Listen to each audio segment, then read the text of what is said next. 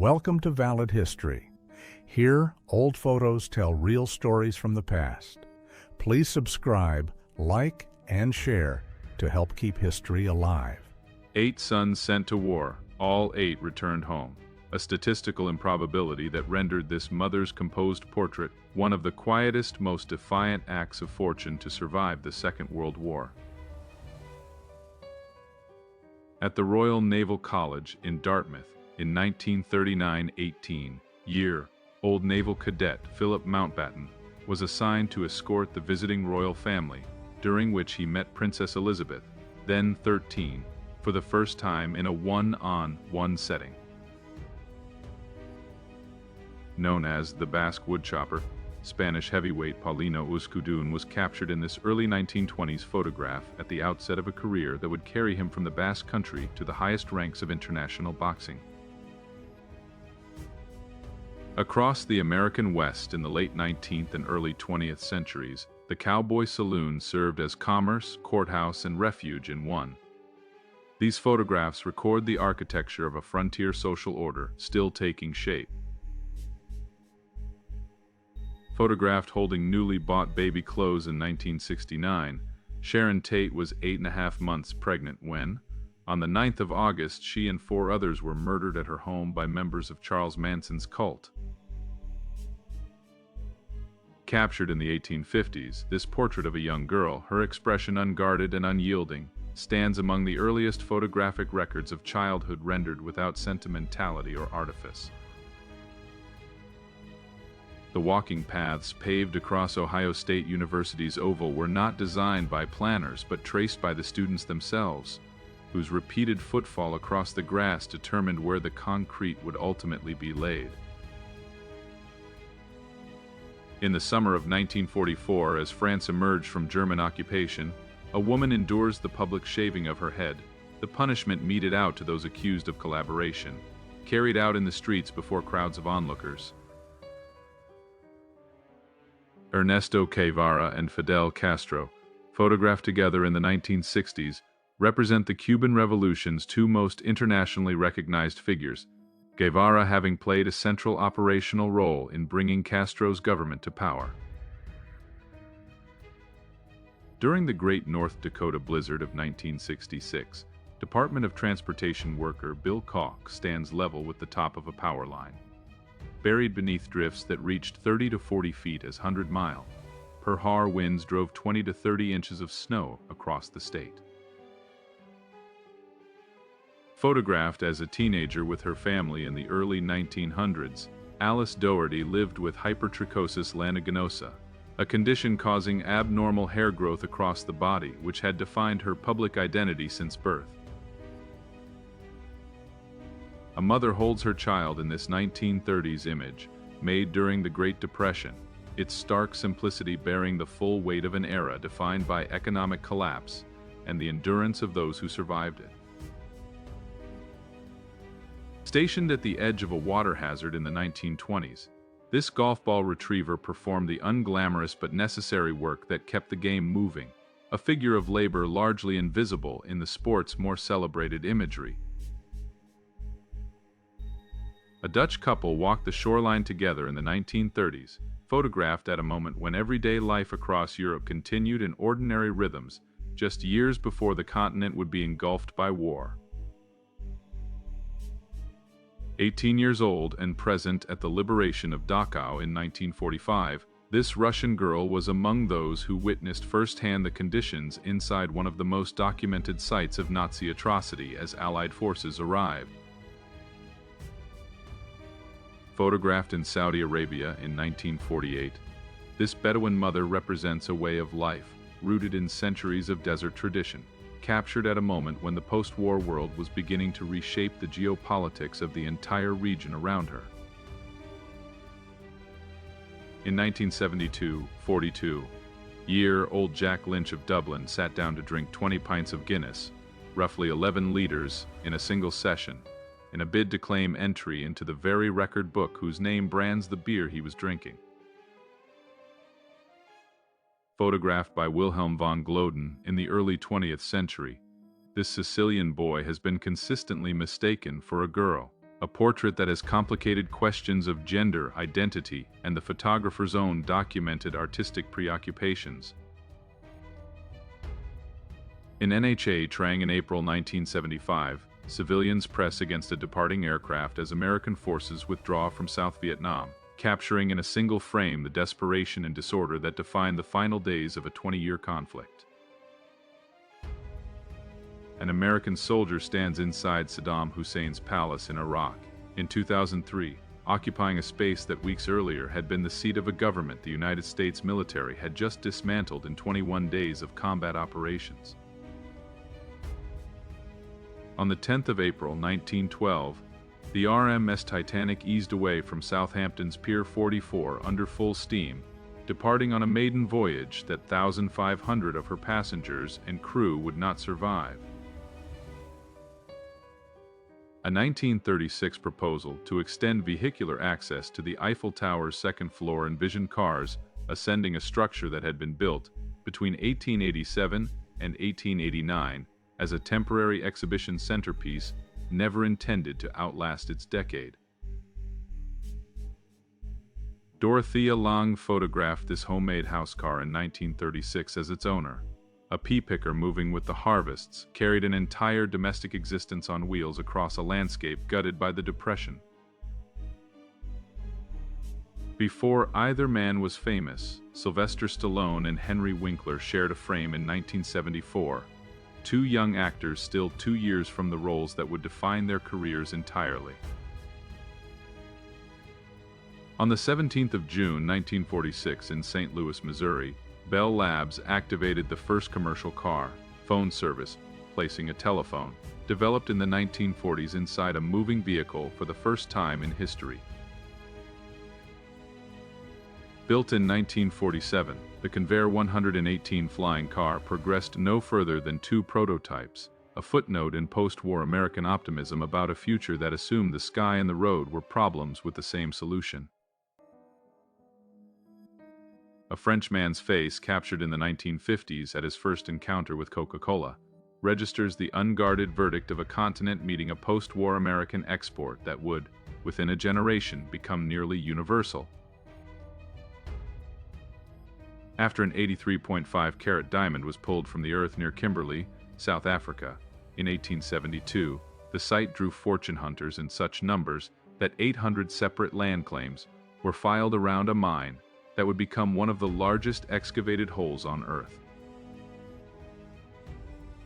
During Prohibition, American moonshiners strapped cowhoof soles to their feet to disguise their tracks in open fields, an act of agricultural camouflage born from the 1920 Fay 1933 legal ban that criminalized an entire domestic economy. A Constantinople street scene from 1912 preserves, in its ordinary commerce, and passing figures the last years of a city still bearing its Ottoman name, 1 decade before the republic that would rename it Istanbul came into existence. Soviet students gathered before their exams in the 1960s, a photograph that strips institutional ideology down to the recognizable, universal anxiety of young people waiting to be tested. A Coca-Cola delivery truck photographed in 1921 documents the early logistics of a distribution network that was already, a generation after the drink's invention, threading itself into the infrastructure of American daily life. Between terrifying scenes on set in 1954, the man inside the Godzilla suit took his tea unmasked and unhurried, while the film around him processed Japan's post-war nuclear dread through the grammar of a monster rising from the sea. Born in 1792 on Guernsey, Margaret Ann Neve lived into 1903, a span of 110 years across 3 centuries, during which she held childhood memories of the French Revolution and lived to be photographed in the reign of Edward VII. Ladder 3 was among the first units to arrive at the World Trade Center on the 11th of September 2001. Its entire crew died in the collapse of the North Tower, and their truck now stands in the memorial as a permanent record of that loss. In the 1950s, a boy named Farrokh Bulsara was photographed in unremarkable childhood, decades before the world would know him as Freddie Mercury, lead singer of Queen and one of the most commanding performers in rock history. In 1919, a pyramid of 85,000 captured Imperial German helmets was assembled in New York, a monument of surplus hardware staged to make visible, in sheer accumulated quantity, the scale of a war that had just ended. Victorian women photographed in the 19th century deploy a hand gesture signaling shame, a social vocabulary of silent judgment that carried full communicative weight within the strict behavioral codes of the era. In a double-exposed photograph staged for the Century magazine around 1899, Nikola Tesla deliberately cycled his magnifying transmitter on and off to produce dramatic, inefficient arcs inside his Colorado Springs laboratory. Competitors carve across the ice in a racing event captured in 1925, a moment of speed and spectacle from an era when frozen surfaces served as sporting arenas. London's working-class neighborhoods in the 1890s are documented here, revealing the daily realities of ordinary lives during the height of the Victorian era. The BMW Isetta, one of the most distinctive microcar designs of the 1950s, sits compact and characterful in this image from a decade defined by post-war automotive experimentation. A woman at a sewing machine captures a domestic craft that across the Victorian period occupied countless hours of daily life for women across all social classes. A shoemaker practices his trade in 1850, representing one of the essential skilled crafts that sustained communities long before industrialized manufacturing rendered such workshops obsolete. A beauty salon in the 1920s offers a glimpse into the social rituals of an era when women's grooming spaces became important sites of modern feminine identity. A chair seller works the streets of Naples in 1943, an image of ordinary commerce persisting even as the Second World War brought devastation across the Italian peninsula. Screaming crowds line the street outside London's Pavilion in 1964 as the Beatles arrive for the premiere of their film, A Hard Day's Night. The 1953 Ford X-100 is captured here as a concept vehicle that pushed the boundaries of American automotive design during the early years of the jet age.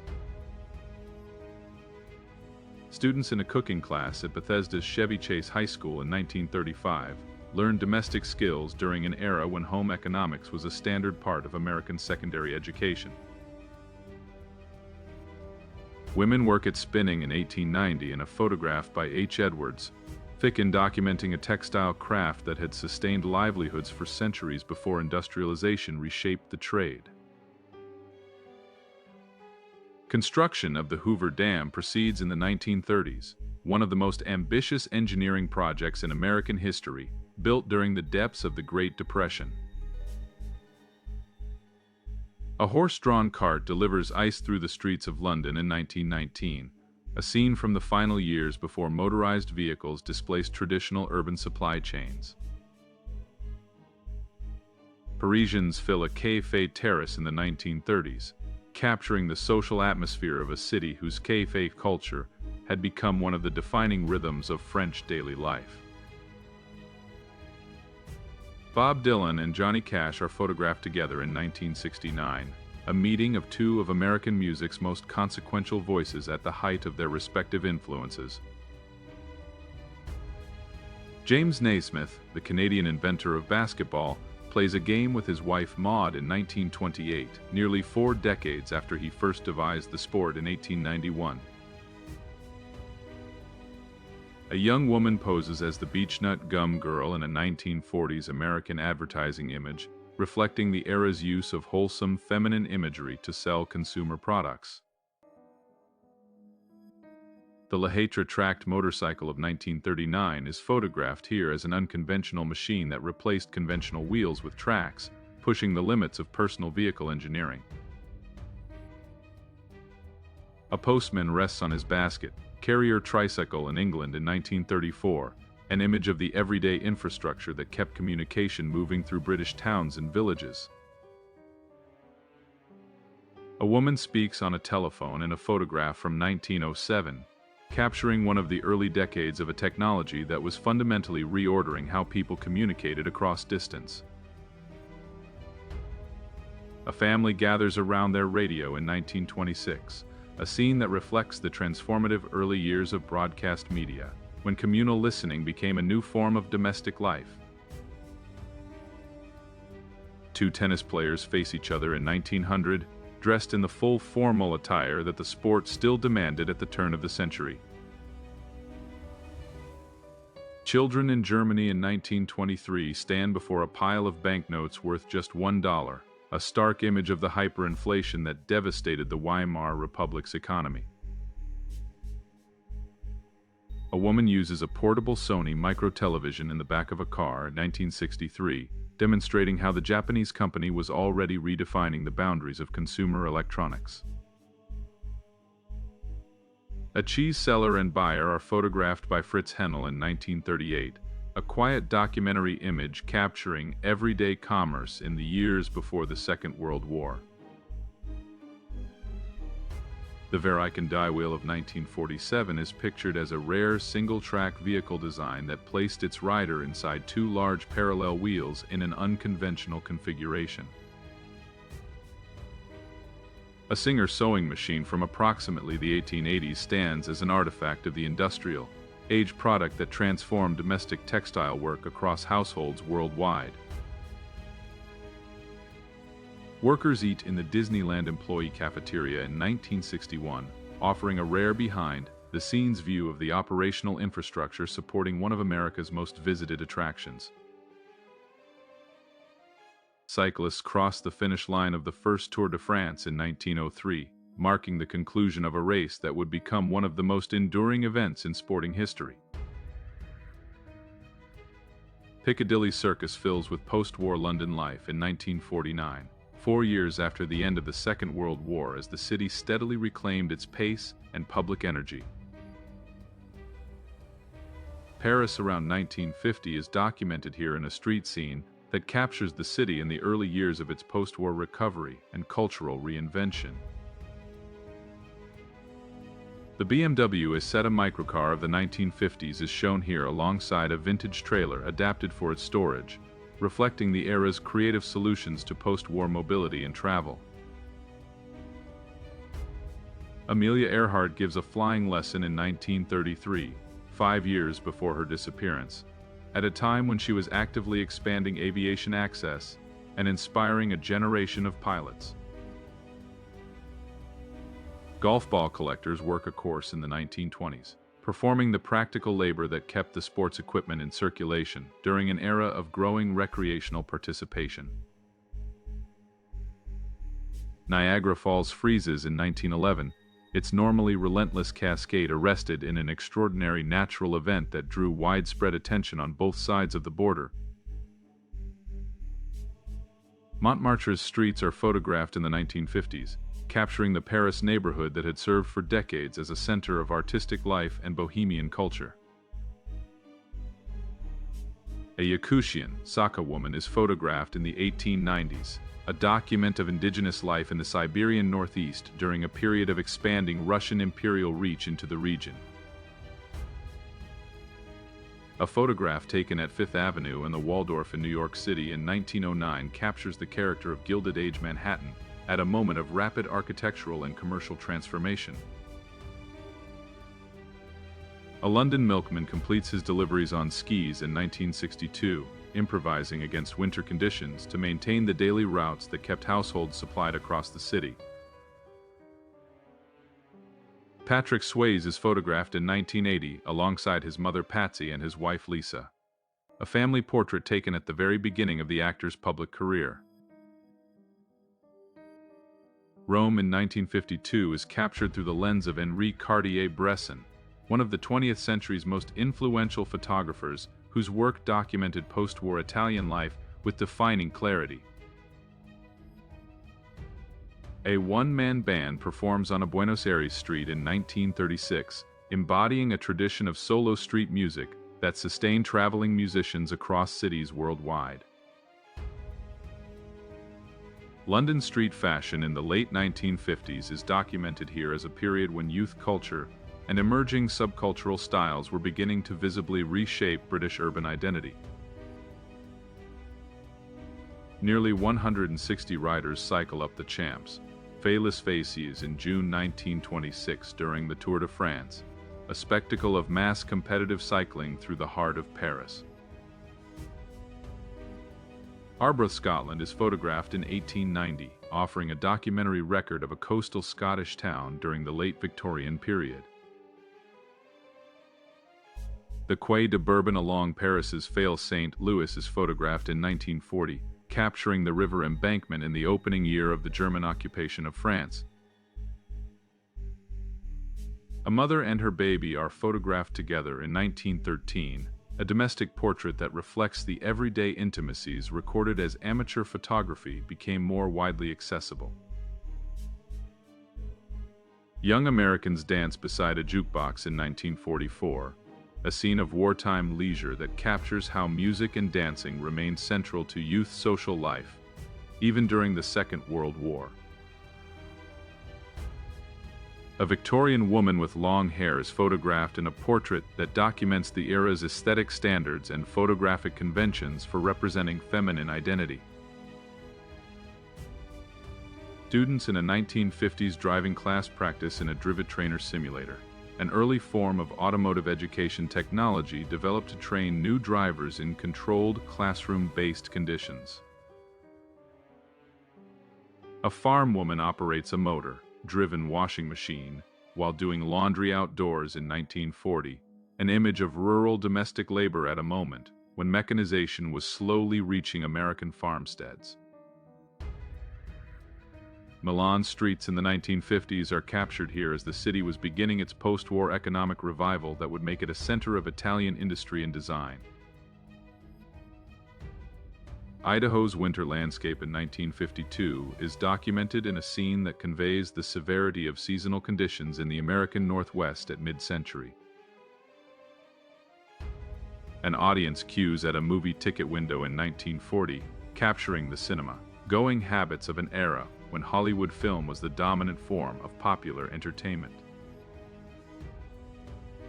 Paris in the 1930s is photographed in a street scene from the interwar years, capturing the city during a decade of political tension and enduring cultural vitality. A giant decorative tea kettle hangs over the doorway of the Oriental Tea Company in Boston's Scollay Square in 1934, an architectural curiosity that served as a long-standing local landmark. Klondike prospectors continue working in 1897 during the gold rush that would drive thousands into the Yukon before the rush finally ended 2 years later in 1899. Times Square in 1919 is photographed before the commercial signage and renovations that would transform it, preserving a record of the intersection as it appeared in its earlier form. A woman stands in her kitchen in 1914, a domestic scene captured in the years just before the First World War reshaped daily life across much of the industrialized world. Albert Einstein and his wife Elsa depart in October 1922 on a 6-month journey to the Far East, a voyage during which thousands gathered outside their hotel in Japan to see them. A young flapper poses beside a Ford automobile in the 1920s, embodying the era's fusion of youth culture, new fashion, and the expanding social freedom that the car represented. A family listens to the radio together in the 1940s, a scene of domestic life centered on a technology that had become the primary source of news and entertainment for millions of households. A 1955 BMW Isetta is shown alongside a specially designed vintage trailer built to carry it, an arrangement that reflects the creative practicality surrounding this era's smallest road vehicles. A roadside gas station photographed in 1920 captures the emerging infrastructure of American automobile culture as vehicle ownership expanded rapidly in the years following the First World War. Salvador Dalí is photographed in Paris in 1967, capturing the surrealist master in his later years as his public persona had become as recognizable as his paintings. Ike and Tina Turner performed together in the 1960s, a decade during which their dynamic stage presence and musical intensity were building them an enduring reputation in American soul and rhythm and blues. Young men wearing Oxford bags trousers pose in around 1920, documenting a British fashion trend that saw the wide-legged trouser become a marker of fashionable male youth identity in the period. A float or balloon moves through New York City's Macy's Thanksgiving Parade in 1934, from an event that had grown since its 1924 founding into one of America's most recognized annual spectacles. The cast of The Addams Family is photographed in 1964, the year the television series premiered and introduced its darkly comic vision of eccentric domestic life to American audiences. Portuguese women from the Azores Islands wear their traditional hooded capes in a photograph that documents one of the most distinctive regional garments in the Atlantic Islands' cultural heritage. The Supremes perform in San Francisco in the 1960s, capturing the trio at a period when they were becoming one of Motown's most successful acts and global ambassadors for soul music. A Greyhound bus station in Manhattan is photographed in 1936 by Berenice Abbott, part of her landmark documentary project capturing New York City's architecture and public life during the Depression era. A street scene along Fifth Avenue in New York City around 1905 documents the Gilded Age city at a moment when wealth, commerce, and rapid urban growth were reshaping its public spaces. Narrow streets in Naples, Italy, in the 1890s are captured in a photograph that documents the dense urban fabric and daily street life of the city during the late 19th century. Oregon lumberjacks are photographed at work in 1918, a scene of industrial timber labor during the First World War period, when demand for wood products was driving intensive logging activity.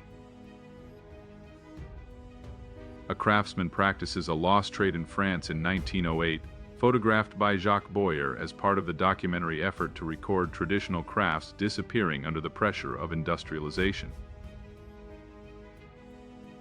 Rita Hayworth leads a conga line of sailors in approximately 1941, an image of wartime entertainment culture that captured the actress's role in sustaining military morale during the early years of the Second World War.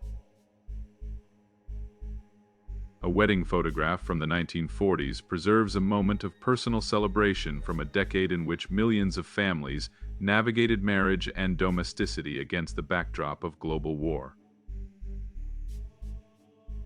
The Bee Gees are photographed in the 1970s during the decade in which the Australian-British group achieved their greatest commercial success and became defining figures of the disco era. In 1993, Nirvana played in Central Park, New York, photographed by Hugo Dixon at a moment when the band had already changed popular music and had not yet run out of time. An Egyptian princess in the 1940s, Fawzia Fuad crossed a border most women of her era never approached, marrying the Shah of Iran to become a queen, two worlds joined by one diplomatic arrangement. On a London street in 1969, the Beatles paused at the edge of Abbey Road while photographer Ian McMillan prepared to shoot the image that would become one of the most recognized album covers ever made. In 1960, Robert Capa photographed John F. Kennedy and Jacqueline Kennedy moving through the streets of New York. Two figures already public, not yet historic, caught briefly at street level like anyone else. On the 10th of September 2001, thousands of ordinary people went to sleep preparing for the next day. Firefighters, police officers, paramedics, office workers, and passengers, and 2977 of them did not survive until noon. In 1922, Winston Churchill was photographed at the beach in his swimming suit. a candid image of a man the world would later insist on seeing only in a war room. James Earl Jones, photographed in 1959 at the beginning of a career that would stretch across 7 decades, giving voice to characters from Darth Vader to Mufasa and earning a place in the permanent record of American performance. In 1983, a very young Paris Hilton ran away from former First Lady Nancy Reagan at an event in New York, a collision of 2 eras of American celebrity that nobody in the photograph could have fully understood at the time.